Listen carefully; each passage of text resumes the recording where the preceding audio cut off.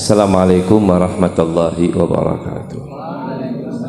Bismillahirrahmanirrahim. Alhamdulillahirabbil alamin. Wa bihi nasta'in ala umurid dunya waddin. Wa sallallahu ala sayyidina Muhammadin wa ala alihi wa sahbihi ajma'in. Rabbi shrah li sadri wa yassir li amri wahlul 'uqdatam min lisani yafqahu qawli. Raditu billahi rabban wa bil islami dinan wa bi Muhammadin sallallahu alaihi wasallam nabiyyan wa rasula. Allahumma astur aurati wa amin rawati ya hayyu ya qayyum bi rahmatika astaghith.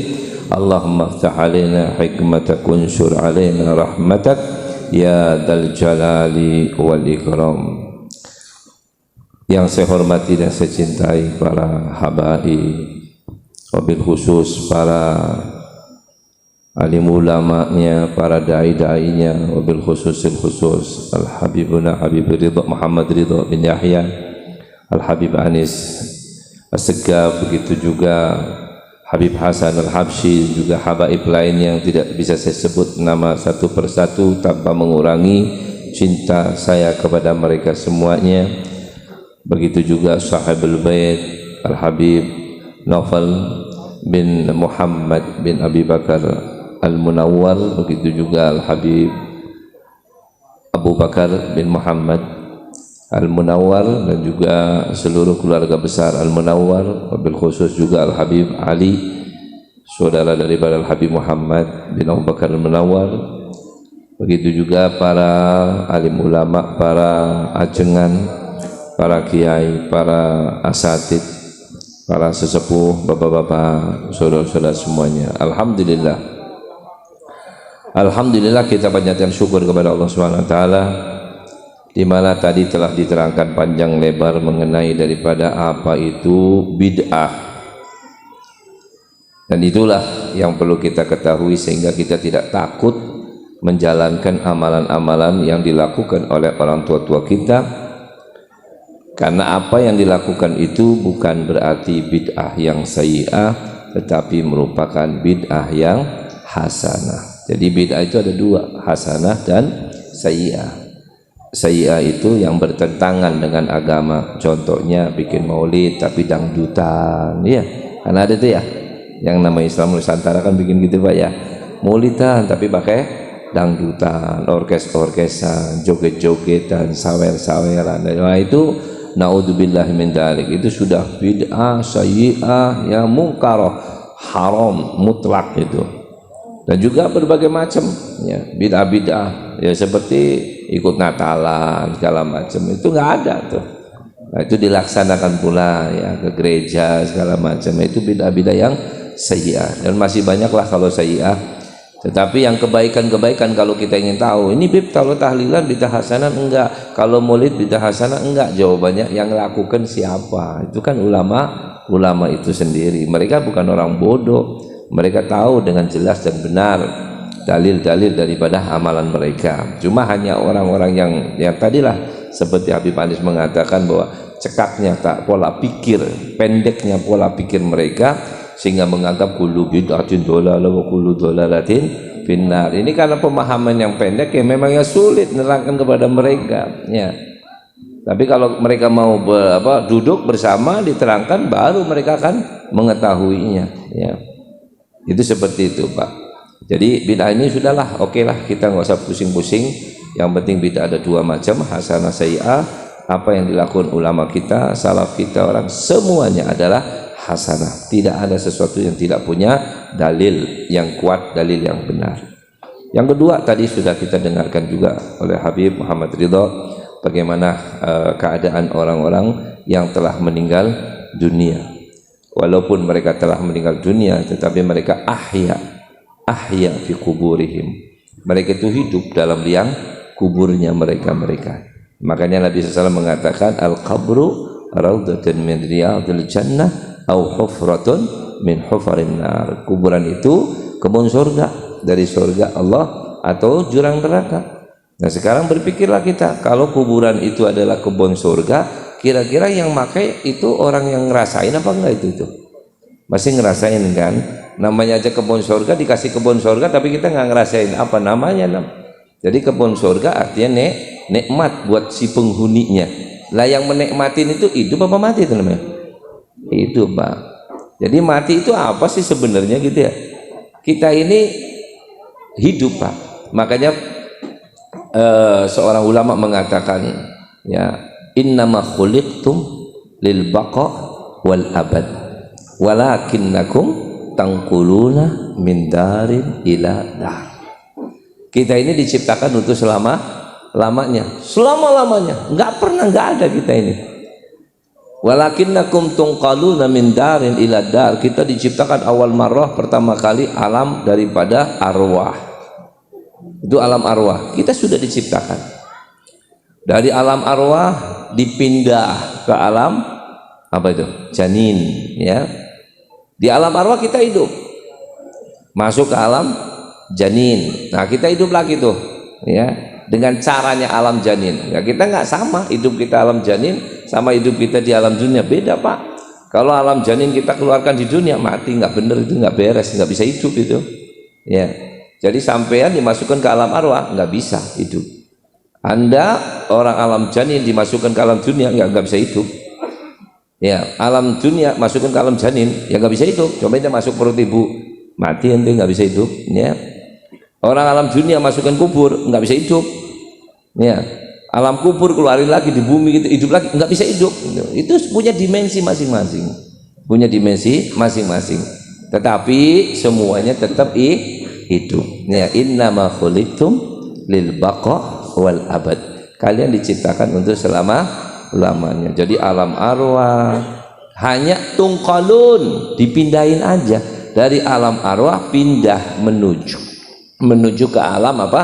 Janin. Dari alam janin pindah lagi menuju ke alam dunia. Dari alam dunia pindah lagi menuju ke alam barzakh. Dari alam barzakh pindah lagi, wa ma ba'da dunya min darin illal jannah awin nar. Setelah dunia udah ya surga ya neraka, udah nggak ada lagi. Nah, lantas mati itu apa? Mati itu cuma nama, ya. Semua perpindahan punya nama. Dari alam arwah pindah ke alam janin, namanya nafakh, artinya ditiup. Alam roh kita ditiup ke alam janin, perpindahan itu namanya nafakh. Dari alam janin menuju alam dunia namanya wiladah, kan gitu kan, lahir itu, ya, lahir itu. Jadi kita dari perut pindah ke dunia, lahir itu namanya, ya. Ya lahir cuma sekali doang, habis itu ente jadinya, kan gitu ya. Ya gini-gini gitu, ini nggak disebut lahir. Ente disebut lahir nggak? Enggak kan, nggak disebut lahir ente. Ya ente aja, ya. Nah, dari alam dunia ini ya pindah lagi ke alam kubur, namanya apa? Maut, mati gitu. Nah, kuburnya orang di kuburan mati nggak? Ya enggak, pindahnya doang, itu kubur, namanya maut. Dari kuburan dipindah lagi ke alam apa namanya itu, mahsyar, namanya ba'ats, itu kebangkitan, dibangkitkan. Apakah di mahsyar kita namanya ba'ats? Ya enggak, sekali ba'ats itu cuma sekali. Ba'ats itu bangkit, ditiup itu sekali, mati itu sekali, selesai gitu. Ya, ini dalam arti kata perpindahannya, ya. Jadi artinya sekali kita hidup, selama-lamanya pasti kita akan hidup. Adapun kematian itu adalah merupakan perpindahan. Karena kita nggak bisa alam dunia ini ke alam apa barzakh, nggak bisa, Pak. Ya, dimensinya beda, alamnya beda gitu. Nah, makanya kita akan dipindah-pindahkan. Nanti di alam mahsyar juga sama juga. Ya, dipindahkan lagi gitu. Nah, ini innama khuliqtum lil baqa wal abad.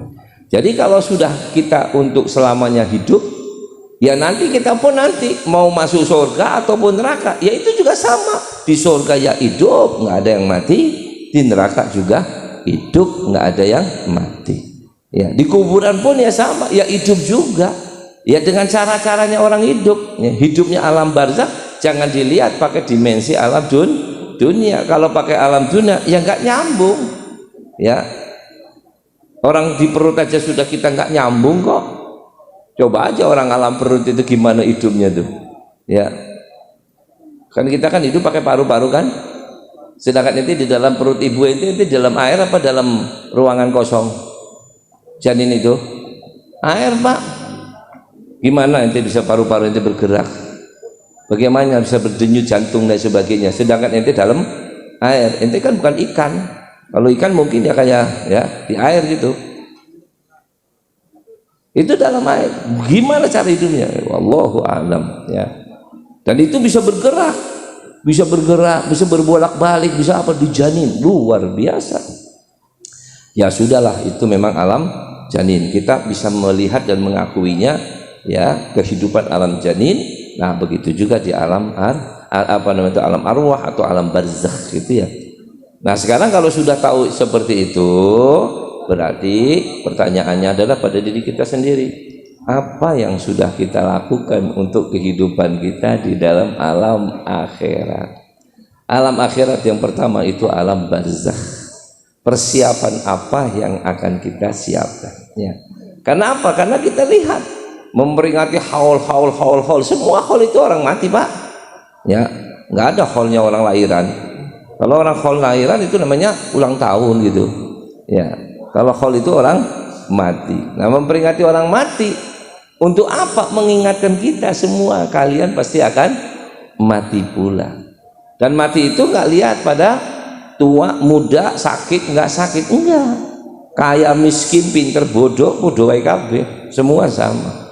Kalau sudah idza jaluha la yastaqiru sa'atan wala yastaqdimu. Kalau sudah datang waktunya, mau kecil ke, mau gede ke, mau sehat ke, kagak sehat ke, mau tua ke, mau apa ke, tetap juga mati ya.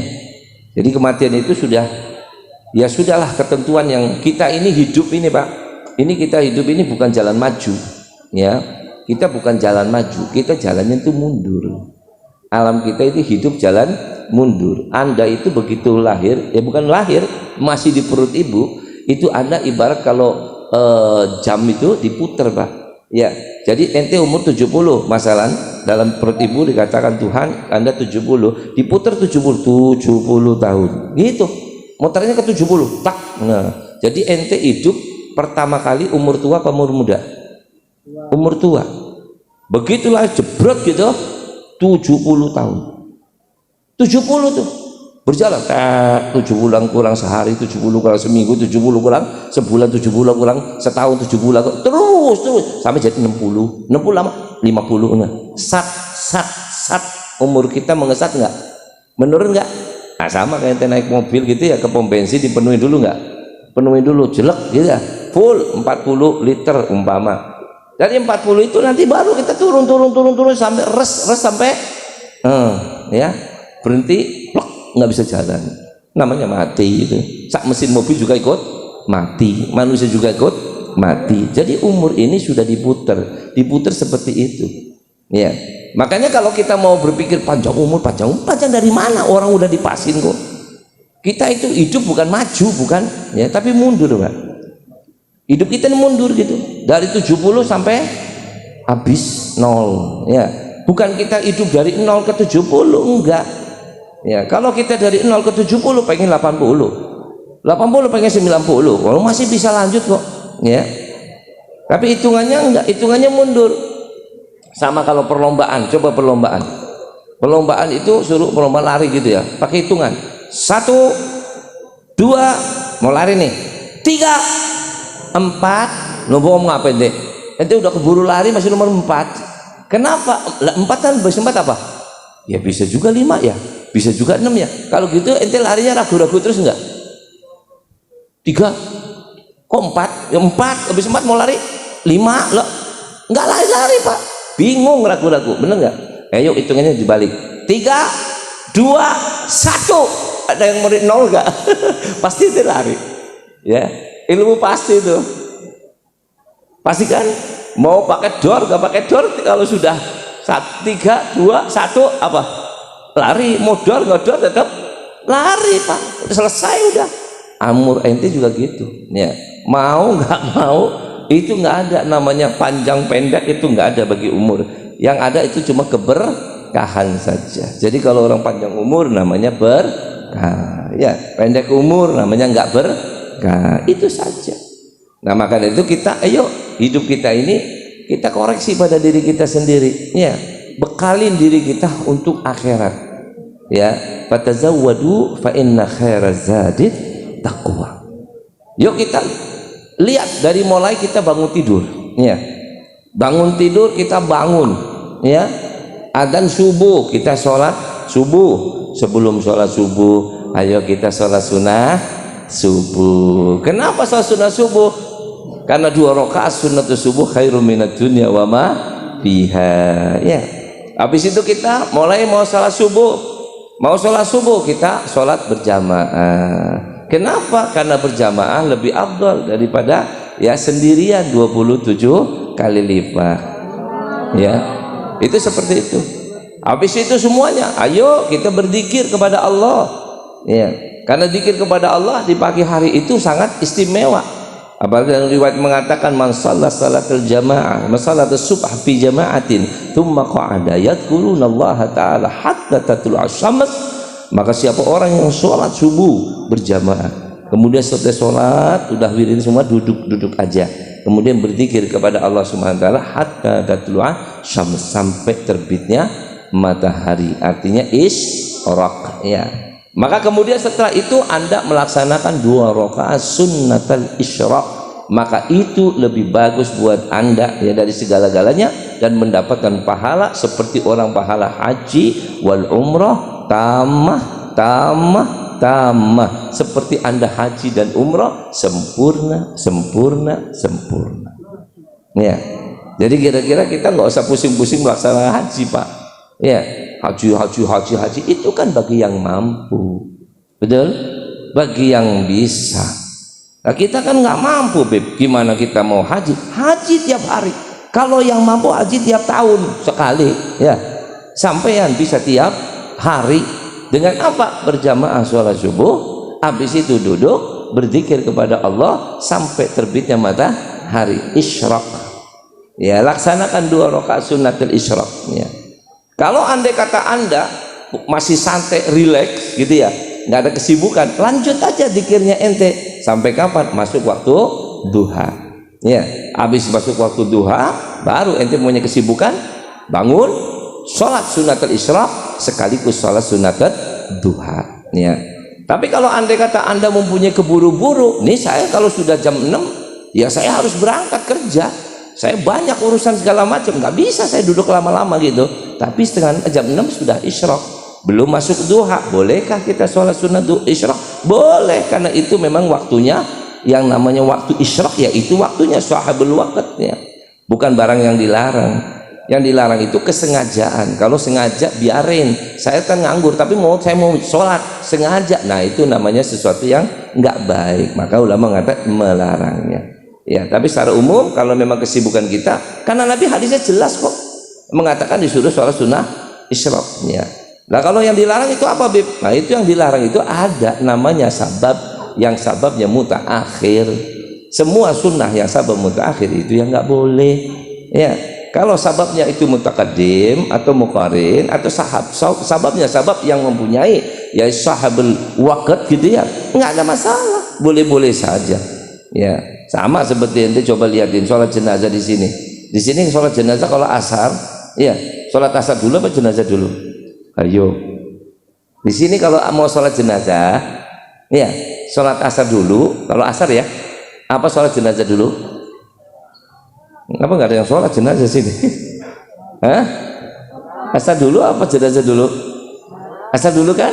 Kenapa asar dulu? Kalau memang nggak boleh, kan habis sholat asar nggak boleh sholat. Kenapa? Ya. Maaf, saya contohin, kalau di daerah saya Tegal nggak ada orang sholat ba'dal asar jenazah, itu nggak ada. Di tempat saya loh, ya, di Tegal, ya, nggak ada. Pasti ini lingkaran habaib, kalau di luar itu saya nggak tahu. Pasti sholat apa namanya itu jenazah dulu baru asar, ya. Kecuali kalau ada udzur. Oh ini keluarganya belum datang. Oh ini ada yang ditunggu. Oh ini ya sudah. Atau jenazah nggak selesai. Ini sudah 4:30. Gimana mau sholat asar? Oh nungguin jenazah. Ya udah, kalau jenazah belum datang ya kita sholat asar duluan. Ya. Ibarat seperti itu. Jadi ada bab kayak gitu. Tapi kalau kita di Jakarta atau di sini enggak. Hampir semuanya sholat asar dulu kan, ya. baru sholat jenazah. Bagaimana itu? Nggak ada masalah, dua-duanya bener aja.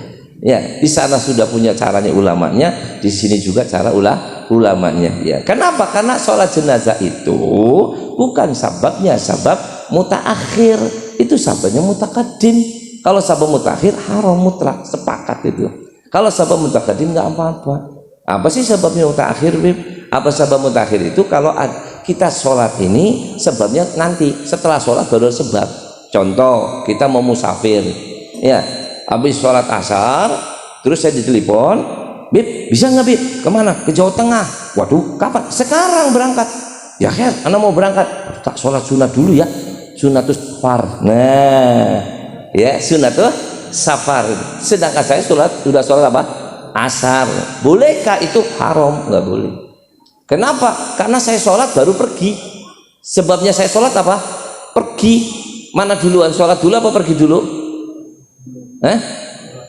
Sholat dulu kan? Saya sholat terus pergi. Sebabnya sholat apa? Pergi tadi. Berarti sebabnya mutaakhir enggak? Mutaakhir, itu namanya mutaakhir. Nah, itu nggak boleh mutlak, ya, nggak boleh, ya. Sunatul ihram, ya, itu juga nggak boleh. Habis sholat subuh, karena ada kita kadang kalau umroh atau haji kan, atau umroh lah gampang gitu ya. Kita ke Yalamlam, habis itu sana sholat subuh duluan karena sudah adzan. Habis selesai kita siap-siap mau berangkat umroh gitu. Nah kita niat umroh nih, nah niat umroh kan kita disunahkan untuk sunnah 2 rakaat, ya, sunnatul ihram. Baru setelah 2 rakaat baru kita niat. Nah pertanyaannya, bolehkah habis sholat subuh? Nggak boleh. Nggak ada orang yang apa sunnah ihram setelah sholat subuh, itu nggak ada sama sekali. Kalau sudah sholat subuh ya sudah pakai ihram, ya bismillah berangkat, nggak pakai sunnah lagi. Kenapa? Sabab namanya mutaakhir, ya. Atau orang mau dieksekusi mati itu, ya, orang mau dihukum mati itu disunahkan untuk sholat duluan.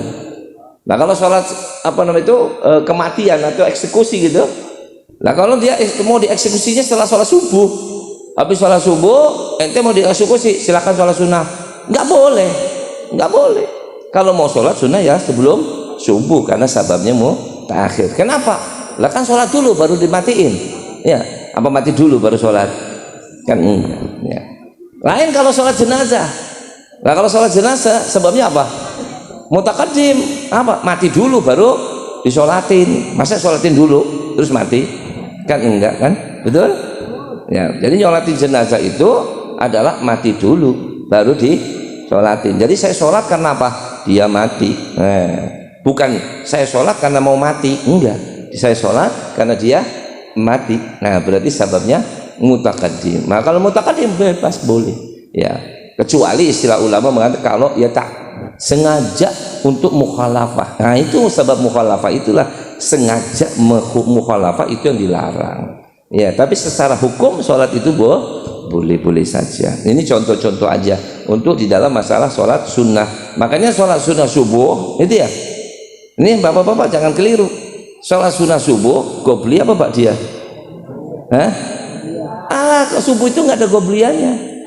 Sholat subuh aslinya nggak ada gobliannya. Kalau ada istilah itu cuma istilahat aja, ya. Yang ada gobliya itu ada ba'diyahnya. Kalau yang nggak ada ba'diyahnya nggak ada gobliyahnya. Kenapa? Karena waktu masuknya subuh kapan? Sunnah subuh itu waktunya kapan? Berbarengan dengan sholat subuh. Habisnya kapan? Sama setelah daripada waktu subuh. Jadi kalau anda datang ke masjid, ya, imamnya lagi sholat subuh, sampai sudah sholat sunnah belum? Belum, kan kita ikut aja sama imam. Ikut, jangan sholat sunnah, ikut aja Allahu Akbar sholat subuh. Begitu assalamualaikum selesai wiritan bangun sholat sunnah subuh. Lah kenapa nggak sholat? Tapi kan katanya kalau habis subuh nggak boleh sholat sunnah. Itu yang sebabnya mutaakhir gitu, ya. Masa mau dibuang sholat sunnah subuh yang khairu minad dunya wa ma fiha, ya, boro-boro itu. Tapi kalau gitu godo dong, Bib. Ya nggak godo juga, itu sahabul waqt. Dia yang punya waktu, waktunya subuh itu dari sunnah subuh, dari adzan subuh sampai apa? Habisnya subuh, itu namanya waktu sunnah subuh gitu, ya. Itu waktu sunnah subuh gitu. Itu aslinya seperti itu. Makanya sunnatul subhi, sunnatul fajri itu namanya sunnatul fajri, sunnatus subhi gitu ya. Itu. Tapi kalau orang mengatakan qobliyah boleh nggak? Ya itulah. Itu tajawuzan aja, boleh-boleh saja. Karena umumnya dilaksanakan di belakang, umumnya ya. Kecuali ta'ammud. Ente udah tahu masuk apa namanya itu masjid masih belum koma, ente masih dudukkan santai, kemudian nunggu 5 menit 10 menit terus komat baru ente sholat subuh. Sunahnya sudah belum nanti habis subuh. Nah itu yang dibilang ta'ammud, itu nggak boleh, itu yang dilarang. Kenapa nggak tadi ya? Karena ta'ammud ini adalah menyerupai yang dilarang. Nah ini sholat menyerupai yang dilarang. Kalimat sengaja menyerupai itu haram ya, penyerupaannya itu ya, bukan sholatnya, penyerupaannya itu sendiri. Nah itu salah satunya. Jadi artinya di sini sholat sunnah subuh jangan ditinggalkan ya. Wiritan juga dzikir ya, kalimat subhanallah bihamdi subhanallahal azim astaghfirullah. Al Habib Ali bin Hasan Al Attas ya, beliau mengatakan, seorang wali min auliyaillah, bagi orang yang berakal sehat untuk tidak meninggalkan 3 perkara, kata Habib Ali bin Hasan. Kalau anda punya otak sehat gitu ya, maka kamu tidak boleh meninggalkan 3 wiritan ini. Wiritan ini dikiri. Apa ini? Yang pertama, setelah sholat sunnah subuh, sebelum sholat subuh, bacalah kalimat subhanallah bihamdi subhanallahil azim astagfirullah. Itu istighfarnya malaikat, jangan ditinggalin. Dan ini pun akan memudahkan rezekinya ente. Dan dikatakan tidak ada amalan yang lebih afdal daripada amalan itu orang, kecuali orang itu melakukan seperti itu atau lebih dari dia ya. Nah bagaimana kalau andai kata kita ke masjid sudah sholat sunnah, mau subhanallah hamdi qomat, ya nggak apa-apa, kata ulama, bacalah setelah sholat subuh. Tetap jangan ditinggalkan, baca subhanallah bihamdi subhanallahal azim astagfirullah, kalau bisa sebelum sholat subuh. Nah kalau bisa itu, kalau nggak bisa ya setelahnya. Kalau sebelum sholat subuh saya sudah baca, kalau setelahnya baca lagi boleh, tambah banyak tambah bagus ya, tambah banyak tambah afdal gitu. Itu salah satu bacaan. Yang kedua, jangan meninggalkan, kata Habib Ali bin Hasan Al Attas, jangan kau tinggalkan bacaan zikir la ilaha illallah al malikul haqqul mubin. Setiap hari 100 kali. Yang tadi 100, ini juga 100 kali. Kalau ente baca ini, ente nggak bakal ketakutan dalam liang kubur. Siapa orang melazimi kalimat la ilaha illallah al malikul haqqul mubin 100 kali, ente masuk kuburan nggak bakalan ente takut, nggak bakalan serem, nggak bakalan gelap, nggak bakalan susah, nggak bakalan apa, nikmat yang luar biasa. Ini yang pertama kali ya buat orang. Nah kita kan takut mati, nanti kalau mati gimana Bib? Bukan masalah matinya, nantinya. Nah bacalah la ilaha illallah al malikul haqqul mubin. Saya kira semua udah hafal ya. Tinggal pertanyaan, permasalahannya udah diamalin belum? Apa nunggu mati dulu baru ngamalin? Kan ini kan bekal untuk kematian ya. Baca la ilaha illallah al malikul haqqul mubin. Kalau bisa ya subuh itu pagi-pagi itu nggak apa-apa habis subuh. Kalau nggak bisa habis duhur ya. Biasanya ulama membagi subhanallah hamdi subhanallah astagfirullah sebelum sholat subuh, habis sholat sunnah. Kalau la ilaha illallah haqqul mubin biasanya dibaca habis sholat duhur ya. Tapi kalau mau dibaca pagi boleh, nggak apa-apa baca pagi ya. Yang ketiga, jangan lupa juga membaca subhanallah subhanallah subhanallah kalau mau tidur ya. Alhamdulillah alhamdulillah alhamdulillah. Kalau mau tidur 33 dan yang terakhir 33 atau 34 ya. Dan di bahasa itu dibaca la ilaha illallah wa la syarika lahu lahul mulku wa lahul hamdu wa ala kulli syai'in qadir, ditutup dengan zikir tersebut. Ini Habib Ali bin Hasan Al Attas menghimbau kita untuk seperti itu. Dan kita juga bisa, sebetulnya gampang itu amalan. Mau tidur subhanallah subhanallah subhanallah, masa nggak bisa sih ya? Alhamdulillah alhamdulillah, masa nggak bisa? Allahu akbar Allahu akbar, masa nggak bisa? Bisa. Kalau nggak kita mau ngamalin kapan gitu loh ya. Kapan kita mau ngamalin? Nunggu tua dulu, muda nunggu tua nunggu mati habis selesai ya. Lebih bagus dari semenjak sekarang kita amalkan. Begitu juga sholawat Nabi SAW ya, minimal 10 kali deh, pagi 10, sore 10 sholawat Nabi. Kenapa? Dijamin siapa orang sholawat tiap hari 10 pagi 10 sore dapat syafaat Nabi Muhammad. Kita minta syafaat, ente minta belum tentu digabulin. Ngerti nggak ente? Ya, syafaat belum tentu digabulin. Siapa ente? Siapa ente? Tapi kalau ente baca sholawat 10 kali pasti digabulin, selesai. Ya, wa qabuluha hatmun. Baca sholawat Nabi hatmun, pasti gabul. Ya, jadi kita doa cuma iringan doang, ngiringin doa. Apa memang digabulin nanti doa nanti? Belum tentu. Coba ini sekarang baca 10 kali sholawat, pasti digabulin. Pagi baca sholawat 10 kali, pasti digabulin. Kan enak. Yang cari yang pasti-pasti aja lebih bagus. Mau doa iringan aja, menambah saja, menguatkan saja. Ya, kita enggak doa terus tapi ngamalin kagak. Itu kan kayak orang angan-angan doang.